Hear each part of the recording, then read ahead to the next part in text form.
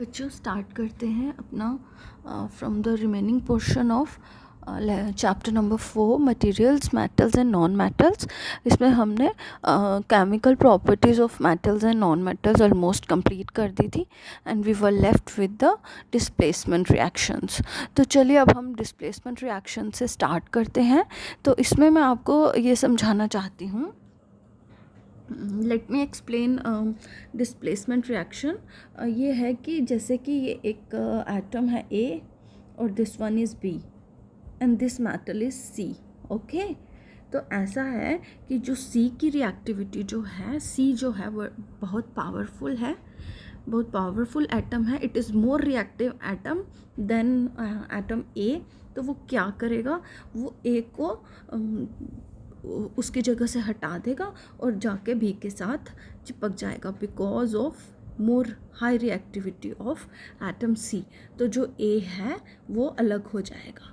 तो ये है बेसिक ऑफ डिस्प्लेसमेंट रिएक्शन, ठीक है।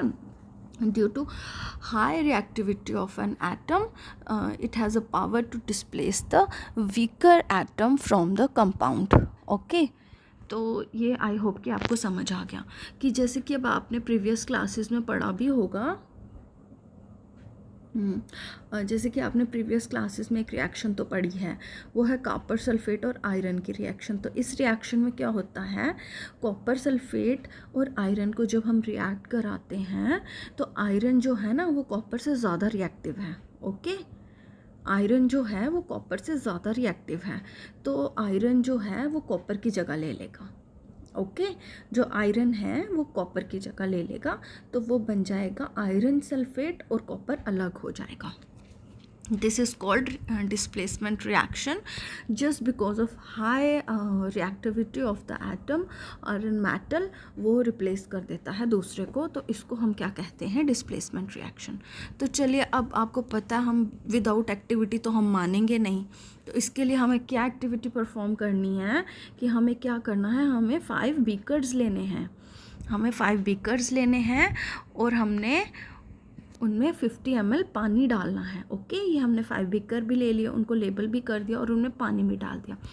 तो फिर अब हमने क्या करना है, अब हमने इन्होंने ये जो मेंशन किया है ना, इसमें बीकर ए में हम क्या डालेंगे, बीकर ए में हमने डाल दिया, चलिए कॉपर सल्फेट और उसके साथ डाल दिया जिंक ग्रैन्यूल्स। बीकर बी में भी हमने कॉपर सल्फेट और आयरन नेल्स डाल दिए।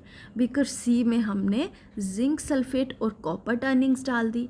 डी में आयरन सल्फेट और फिर कॉपर टर्निंग्स डाल दी। और हमने बीकर ई में क्या डाला है, zinc sulphate and iron nails. Okay, ये डाला है हमने इसमें। तो अब हमें क्या फाइंडिंग्स आई हैं, तो जो हमारी रीडिंग्स आएंगी वो क्या होंगी, पहले तो मैं आपको बता दूं कि जो जिंक है ना वो कॉपर से ज़्यादा रिएक्टिव है, इसीलिए जो जिंक है ना वो कॉपर को डिस्प्लेस कर देगा और उसकी जगह ले लेगा। और पहली रिएक्शन में क्या होगा, जिंक सल्फेट बन जाएगा और कॉपर अलग हो जाएगा। तो इसमें भी इन्होंने ये क्या बताया, ये रिएक्शन के कलर से बताया कि ये पहले ब्लू कलर का था और अब ये कलरलेस हो गया।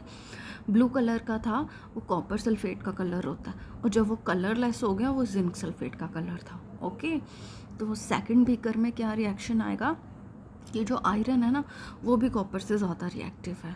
ओके, तो वो भी कॉपर को डिस्प्लेस कर देगा, तो आयरन की जगह कॉपर की जगह आयरन आ जाएगा, तो वो बन जाएगा आयरन सल्फेट। ओके, और कॉपर अलग हो जाएगा।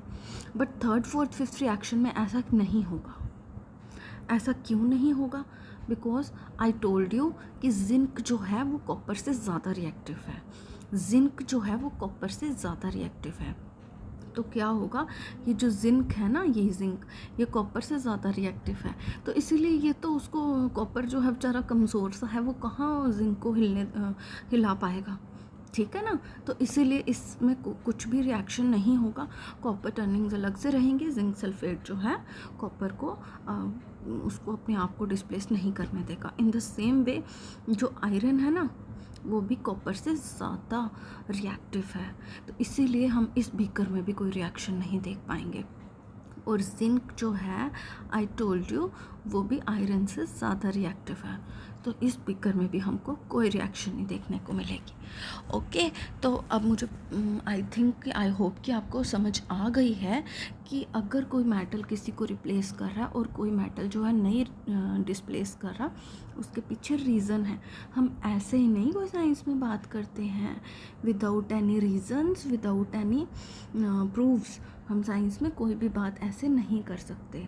ओके, तो जैसे कि इन्होंने लिखा भी है, इन्होंने हमें क्या लिख के मेंशन करा है, इन्होंने हमें बताया है कि हम जो साइंस में अगर कुछ रूल फॉलो करते हैं तो वो एवं ही नहीं करते। लिसन,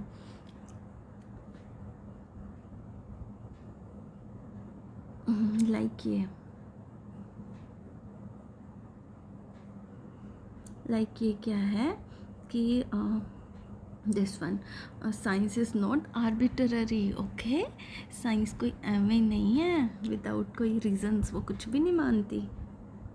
हाँ, it follow definite rules based on facts, and the rule here is science is more reactive than copper and iron, or a more reactive metal can replace a less reactive metal, but a less reactive one cannot replace a more reactive metal।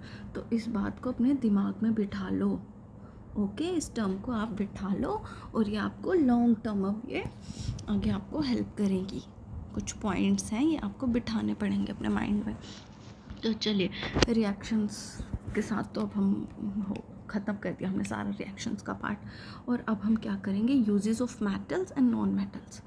ठीक है, और metals के uses तो वैसे तो ढेर बेशुमार हैं, बट अब हम क्या पढ़ेंगे, मेटल जो है मशीनरीज बनाने के काम आते हैं। ऑटोमोबाइल्स में, aeroplanes, train, satellites, industrial gadgets, cooking utensil, water boilers. ठीक है, ये सब जो हैं यूजेस, ये सब मेटल के यूजेस हैं। ऑन द अदर हैंड, और अब हम यूजेस पढ़ेंगे नॉन मेटल के। तो नॉन मेटल में हमें क्या क्या यूजेस हैं। नॉन मेटल जो है, ये जो नॉन मेटालिक है ना, ये नॉन मेटल्स जो है ना, ये काफ़ी सारी गैसेस फॉर्म में हमारे एटमॉस्फेयर में प्रेजेंट होता है और वो हम इनहेल करते हैं।